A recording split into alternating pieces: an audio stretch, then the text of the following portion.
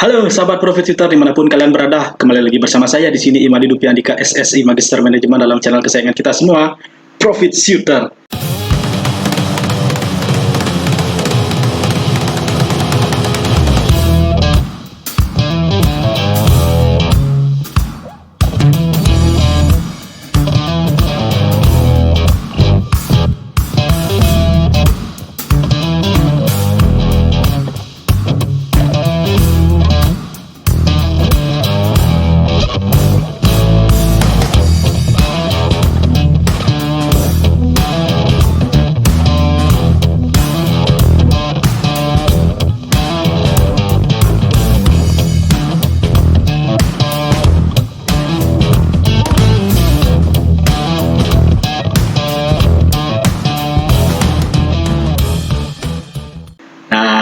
Jadi dalam video kali ini, dalam kesempatan yang bagus ya, kali ini saya akan menjelaskan mindset.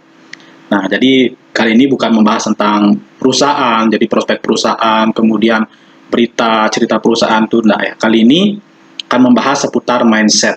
Ya, lebih ke pengertian sih ya, agar teman-teman itu jadi lebih ngerti. Nah, jadi hari ini saya mau bahas tentang yang kalian sebut adalah bandar. Ya, bandar dalam dunia pasar modal atau dunia saham. Oke, ya teman-teman jangan di skip, silakan teman-teman tonton sampai habis agar teman-teman menjadi lebih paham, agar menjadi lebih mengerti. Ya, sebelumnya jangan lupa like, komen, dan subscribe apabila nanti teman-teman mendapatkan manfaat dan juga insight dari video-video yang saya buat, dan share sebanyak-banyaknya video ini kepada teman, kerabat, dan saudara yang membutuhkan video edukasi tentang investasi. Oke, stay tune terus.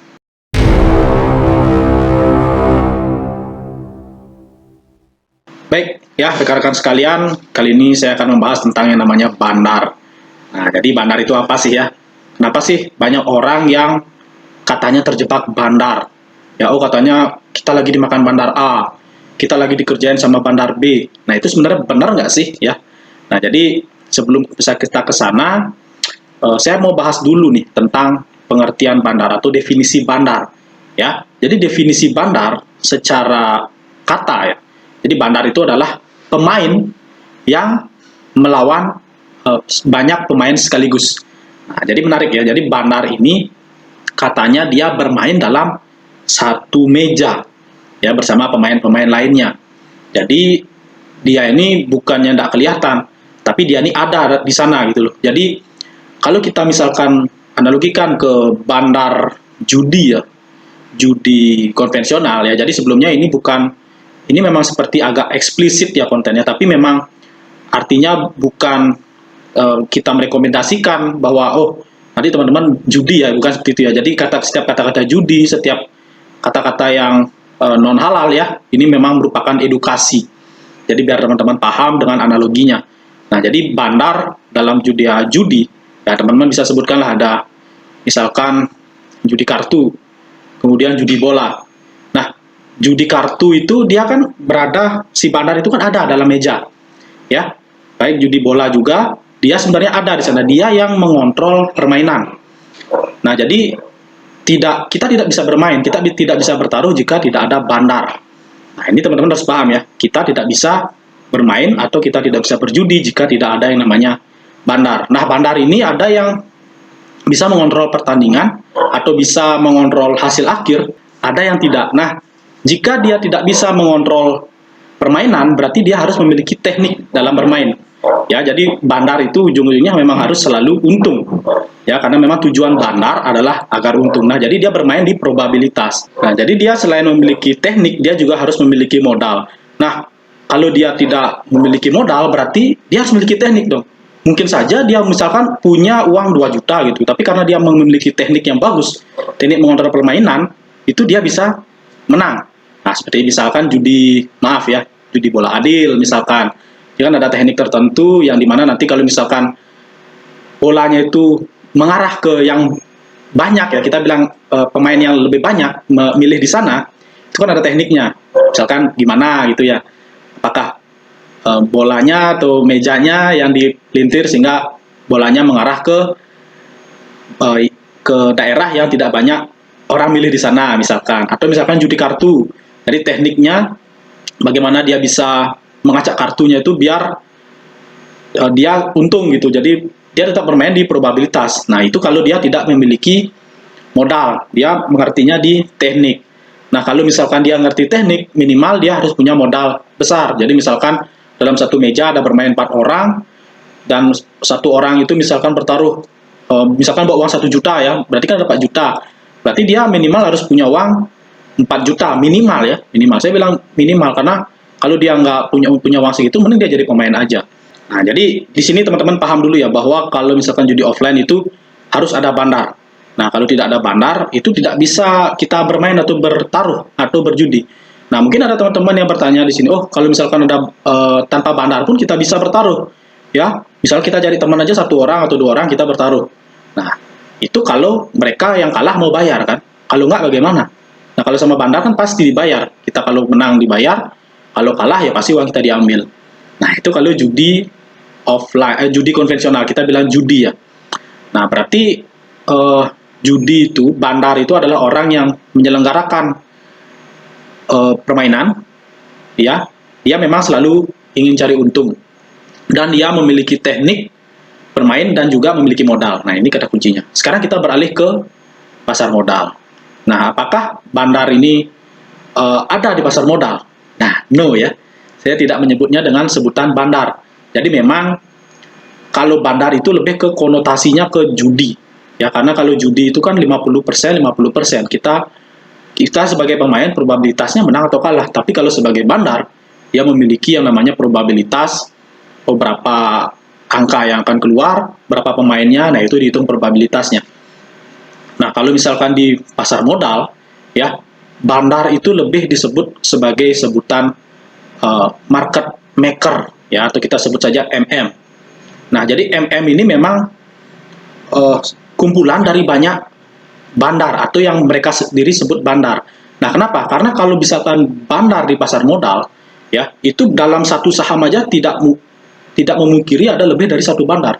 Ada bandar yang misalkan modalnya kecil ya, hanya 5 miliar, kemudian ada bandar yang lebih besar lagi 10 miliar, 20 miliar, dan lain sebagainya. Ya, di atas langit masih ada langit. Itu baru di satu saham. Belum ada di semua saham. Nah, bandar ini pasti ada. Nah, kalau misalkan kita bandingkan dengan di judi, dalam satu meja itu pasti satu bandarnya, tidak mungkin lebih. Ya, kalau misalkan dia ada 2 bandar, ya berarti tetap bandar yang kecilan itu sebagai pemain, ya, bukan sebagai bandar. Nah, beda kalau misalkan di beberapa meja itu ada masing-masing ada satu bandar. Nah, tadi bandar di pasar modal itu ada berbagai macam, banyak ya, banyak. Ada bandar yang kecil, yang modalnya mungkin 5 miliar atau di bawahnya, udah ada 10 miliar dan lain sebagainya. Jadi di atas langit masih ada langit. Nah, tapi teman-teman yang harus teman-teman pahami di sini adalah bahwa tanpa adanya bandar, harga itu tidak akan bergerak. Ya, maaf ya, saya ulangi sekali lagi, tanpa adanya market maker, harga tidak akan bergerak. Teman-teman bayangkan, tidak ada market maker. Teman-teman beli, kemudian teman-teman berharap naik, padahal harganya 50 kanan, terus seperti itu. Ya, harganya seperti mati. Ya, itu karena tidak ada market makernya. Nah, sekarang berarti apakah market maker itu sama dengan bandar? Mungkin saja, tapi apakah bandar di pasar modal itu sama dengan bandar judi? Ya tidak, karena memang tadi dua ya. Kalau di saham itu kita sebutnya sebagai spekulatif, ya, instrumen spekulatif. Jadi memang kita sudah mengetahui, kita sudah punya pedomannya sebelum kita terjun ke sana. Beda dengan judi. Ya, kita sebagai pemain probabilitasnya hanya 50-50. Ya, menang atau kalah seperti itu. Nah, teman-teman sepakat ya, berarti market maker itu yang membuat harga menjadi bergerak di pasar modal. Kalau tidak ada market maker, ya teman-teman jangan harap kalau teman-teman beli harga bisa naik. Nah, kemudian kalau misalkan ya ada istilah nih, atau sebelum ke sana saya analogikan dulu. Ya, misalkan teman-teman beli barang. Teman-teman sebagai pedagang nih, ya, sebagai pedagang. Teman-teman kan otomatis beli barang kepada distributor yang lebih besar atau supplier yang lebih besar. Nah, berarti teman-teman, supplier atau distributor tadi itu bisa juga disebut bandar karena dia yang mengatur harga, dia yang mengatur barang. Nah, jadi barang dan harga itu ditentukan sama dia, berarti dialah barangnya, dialah bandarnya.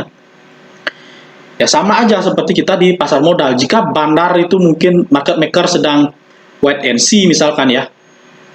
Nanti kenapa saya bisa bilang wait and see? Nah, nanti akan saya bahas selanjutnya. Misalkan lagi wait and see, kemudian harga bergerak naik. Nah, itu karena disebabkan oleh pembelian bersama-sama oleh retail. Nah, berarti siapa bandarnya pada saat itu? Berarti bandarnya pada saat itu adalah si retail. Jadi retail tidak memungkinkan juga untuk tidak disebut sebagai bandar.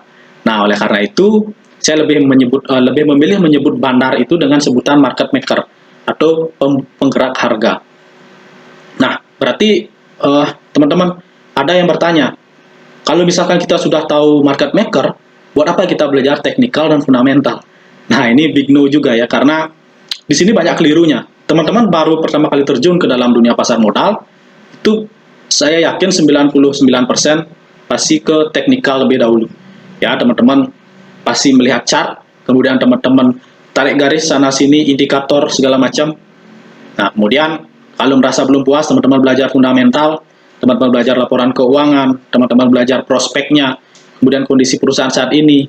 Nah, akhirnya karena frustasi dengan kedua hal itu, dengan dua teknik tadi tidak juga memberikan keuntungan, tidak juga memberikan hasil yang memuaskan, karena teman-teman belajar yang namanya bandarmologi misalkan ya, bandarmologi. Nah, bandarmologi ini teman-teman yakini bahwa kalau kita bisa mengikuti pergerakan bandar, kita bisa untung. Jadi ngapain saya belajar teknikal dan saya belajar fundamental? Nah, itu jadi teman-teman sudah belajar di teknikal di awal, fundamental di awal, itu sudah benar, akhirnya memutuskan untuk bandarmologi dan meninggalkan kedua ini, teman-teman menjadi nol lagi. Ya, menjadi zero lagi. Padahal bukan seperti itu, teman-teman. Nah, kenapa saya bilang itu merupakan suatu kemunduran? Ya, karena teman-teman, dalam kita mengetahui pergerakan bandar, itu juga kita harus tahu medianya. Bagaimana kita bisa membaca pergerakan media? Bagaimana kita bisa membaca pergerakan bandar jika kita tidak tahu dari mana, gimana caranya kita membaca bandar? Nah, sama seperti kalau misalkan di judi offline ya, judi offline itu kalau kita mau baca pergerakan bandar itu kan kita memang harus namanya pengalaman kan. Oh, ini sepertinya bandar nih mau ngeluarin teknik khusus ya untuk kartunya dirubah atau pergerakan bola dirubah. Ya, jadi seperti itu. Nah, kalau misalkan di pasar modal itu kita bagaimana cara bisa mengetahui pergerakan market maker jika kita meninggalkan fundamental dan juga teknikal. Nah, inilah kesalahannya. Kenapa? Karena pergerakan dari market maker itu semua ada polanya. Kenapa? Karena market maker itu adalah manusia, sama seperti kita. Dia makan 3 kali sehari, kemudian dia mandi, kemudian dia bangun tidur, kemudian dia tidur setelah bangun, kemudian bangun setelah tidur, seperti itu juga. Dan juga dia menatap layar komputer yang sama. Nah, ini poin pentingnya. Jadi, market maker itu adalah manusia, dan manusia pasti selalu berpola. Ya, saya berikan contoh nih. Nah, teman-teman, ini saya ada bawa kertas ya. Saya akan gambar sebuah gambar, ya, pergerakan chart. Nah, ini nanti saya akan buktikan bahwa kehidupan manusia itu pasti akan selalu berpola. Karena market maker juga manusia. Ya, ini saya tanpa melihat ya. Misalkan ini ada chart gitu. Lihat. Nah, ini teman-teman ya, ada polanya. Udah naik. Kan? Kemudian saya gambar lagi nih.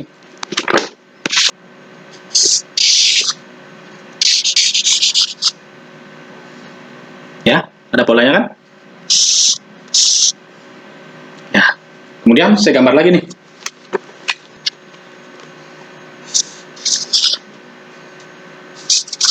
Saya nggak lihat loh gambar seperti apa. Ada polanya kan? Nah, artinya apa teman-teman?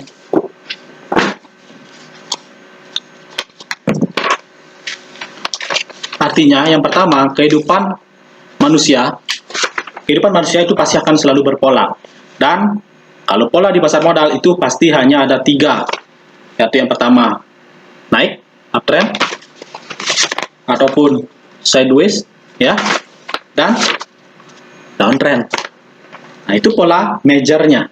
Nah, pola majornya hanya seperti itu aja, 3 itu aja teman-teman ya. Tetapi ada banyak lagi perkembangannya. Nah, misalkan nih tadi dia makan 3 kali sehari ya, pagi, siang, malam.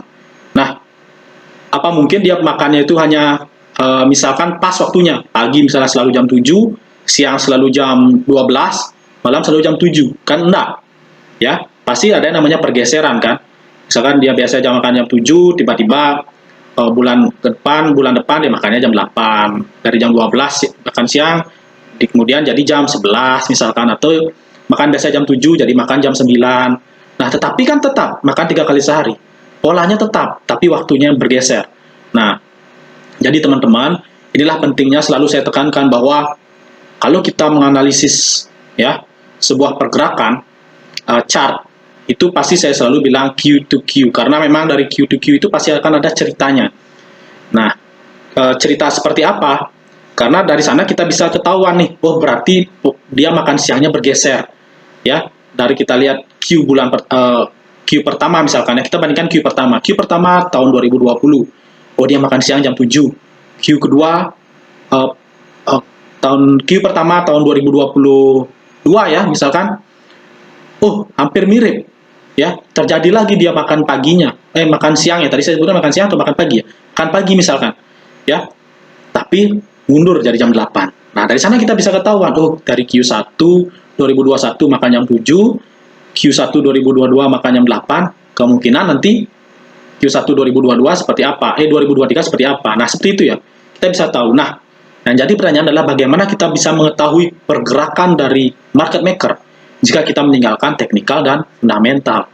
Nah, jadi teman-teman ya, pergerakan dari market maker semuanya sudah tercermin dari yang namanya pergerakan chart ya, technical analysis. Dari sana semua tercermin. Nah, jadi Q to Q itu bisa kita prediksi apabila kita memperhatikan chart. Nah, kemudian Q to Q kita bisa ketahui juga dari kita mengetahui fundamental seperti apa. Memang kalau misalkan kita bandingkan teknikal dengan fundamental, teknikal pasti akan bergerak duluan, baru fundamental. Nah, jadi mekanismenya seperti ini. Kita melihat chart, kemudian misalkan nih kita di Q pertama 2021 itu terjadi pola double bottom misalkan. Karena memang saham ini itu bergerak di bidang misalkan nikel, ya kita bilang nikel misalkan. Nah, di Q1 2021 harga nikel memang sedang akan rebound ya. Nah, Q1 2022 itu teman-teman sudah akan lihat, oh, double bottom akan terbentuk nih. Tapi teman-teman harus konfirmasi dulu ya. Seperti yang selalu saya sebutkan, kita sama-sama memperhatikan pola hujan. Market maker memperhatikan pola hujan, kita juga memperhatikan pola hujan. Bedanya, market maker memperhatikan pola hujan untuk berjualan jas hujan. Kita memperhatikan pola hujan untuk membawa jas hujan. Dari balik lagi ya, kita kan harus konfirmasi nih, bahwa oh ini akan terjadi double bottom.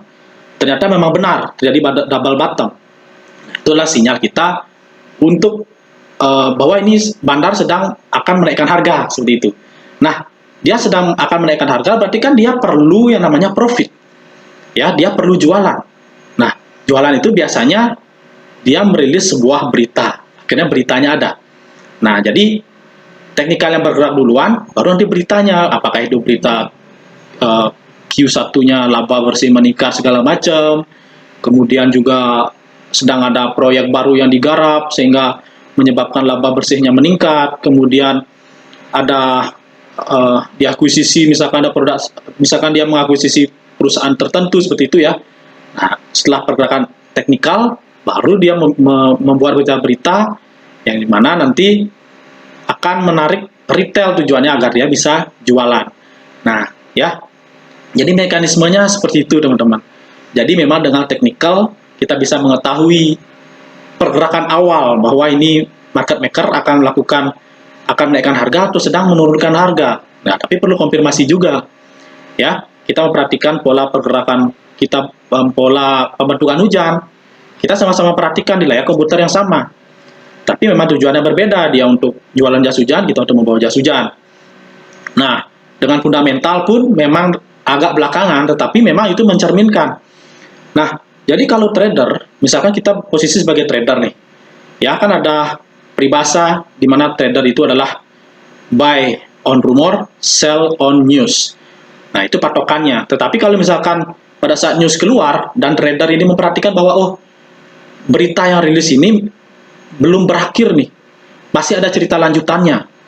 Ya, misalkan harga, dia merilis bahwa harga nikel misalkan sedang naik, ya sedang naik gitu ya. Tapi memang kedepannya nikel itu akan digunakan sebagai green energy misalkan. Nah, itu kan masih ada cerita.